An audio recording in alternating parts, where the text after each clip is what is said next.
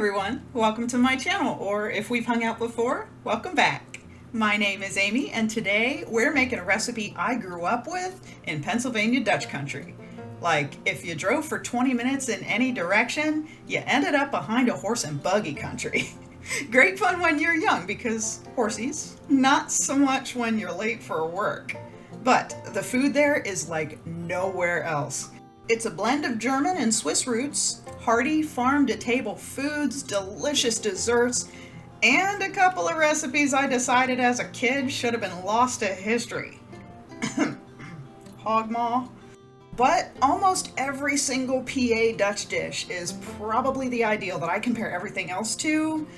So today we're making Pennsylvania Dutch chicken corn soup with Rivels because it isn't PA Dutch if it doesn't have the Rivels.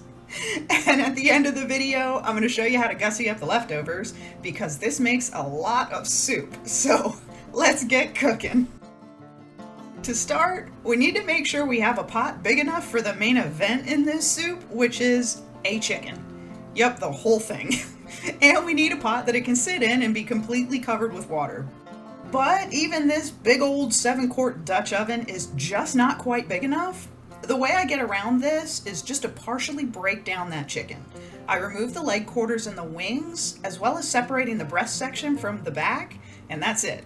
I threw the back of the chicken in the freezer. I use that to make some chicken stock at another time, but the breast section is still on the bone, just like the legs and the wings. All of these fit much better in the pot now, and the skin and bones that we left on, they're gonna add a lot more depth to our soup base. Now we just cover that chicken completely with water, toss in a little salt and pepper, and bring this to a boil. As it heats, you'll probably start seeing chicken foam developing. Now this is perfectly edible, it's just proteins like albumin. It won't harm the soup, it just makes it more cloudy, which is perfectly fine. But if you don't like it, just skim it off like this with a spoon. Boil this chicken until everything starts falling apart and all the meat is at least 165 degrees.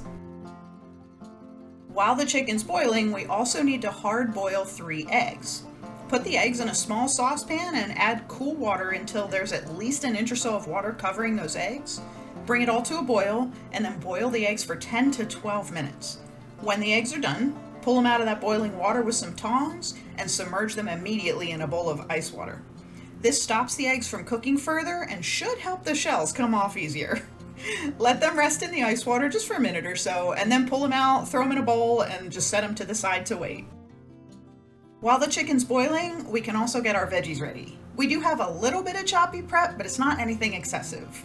We need a half cup of chopped parsley, which is about 1 stalk, although you can go heavier if you're a big celery fan. Chop this up into small pieces, like kind of the size of your thumbnail maybe, and then set them to the side. Next, we need 5 small potatoes, and I'm using gold potatoes here. Wash them up, chop them roughly a similar size to the celery. You can peel them if you don't want the skin, but we love the skin, so we're keeping them on. Potato skins are also a really good source of fiber, because about half the fiber in the entire potato is in the skin. And that's almost everything for the choppy prep. We also do need to chop up those hard-boiled eggs, but we don't want to do that until just before they go into the soup at the end, because they can dry out and get really rubbery. We also need our corn, because you can't really have chicken corn soup without corn. The traditional corn for this dish is white shoe peg corn, which is very prevalent back east, but it's not as easy to find in some areas. You may be able to find it in your grocery store, but if not, yellow corn will work just fine. If you have white shoe peg corn, you want about 3 to 4 11-ounce cans of it.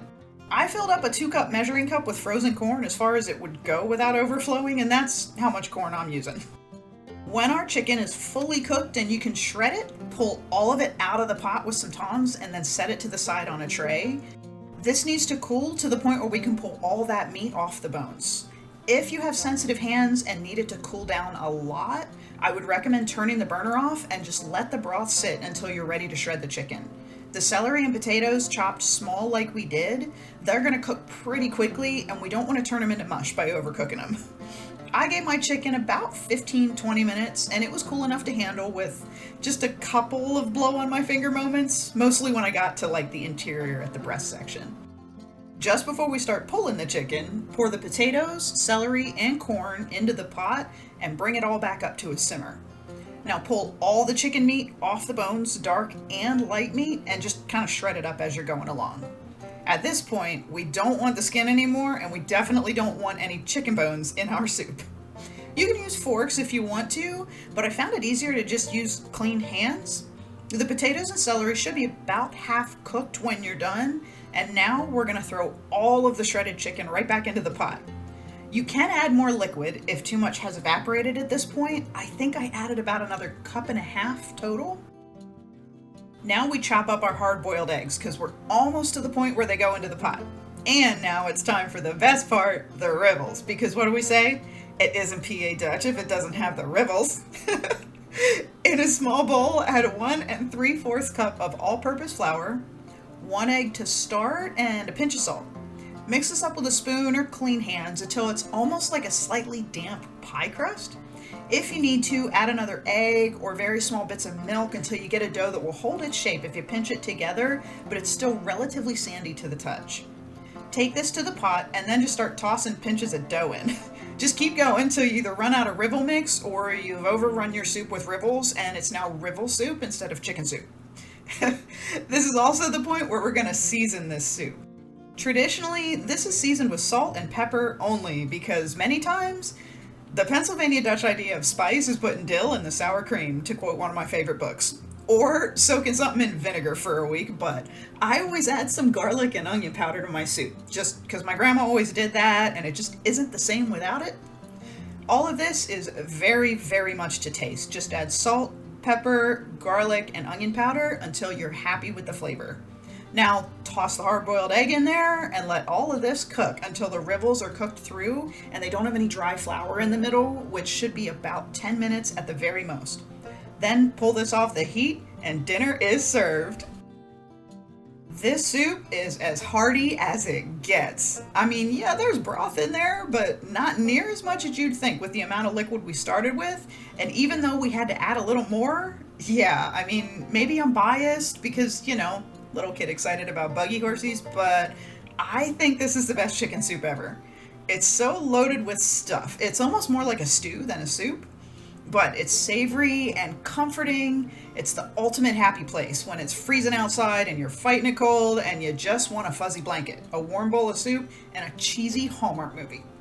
I hope you give this soup a try because it may take about 2 hours to make it because it takes a while to boil a whole chicken, but it's worth every single minute of that time. However, we do have a problem here, and that is the sheer amount of soup that this makes. Because unless you have a whole bunch of people to feed, you're gonna have lots of leftovers.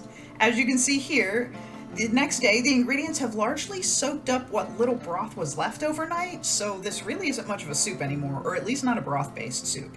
So what do? I could just add some chicken stock or water to it, but where's the fun in that? And I like variety, so I'm gonna take this soup and turn it into a chowder, and it's only gonna take about 10 minutes. I stored this in the fridge right in the Dutch oven with the lid on, and I have about half of the soup left. So I'm just gonna pop this right back on the stove. I turned the heat on to medium low, and I added 1 cup of half and half. You'll want to prorate this if you have more or less than half the soup left, but 1 cup works great with roughly half of the original amount of soup.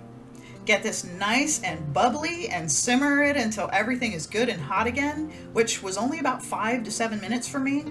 I also added some more seasonings while this was heating up since I added more liquid. Just a little more of the same: salt, pepper, garlic powder, onion powder, and that's it. Chicken corn chowder made from leftover chicken corn soup.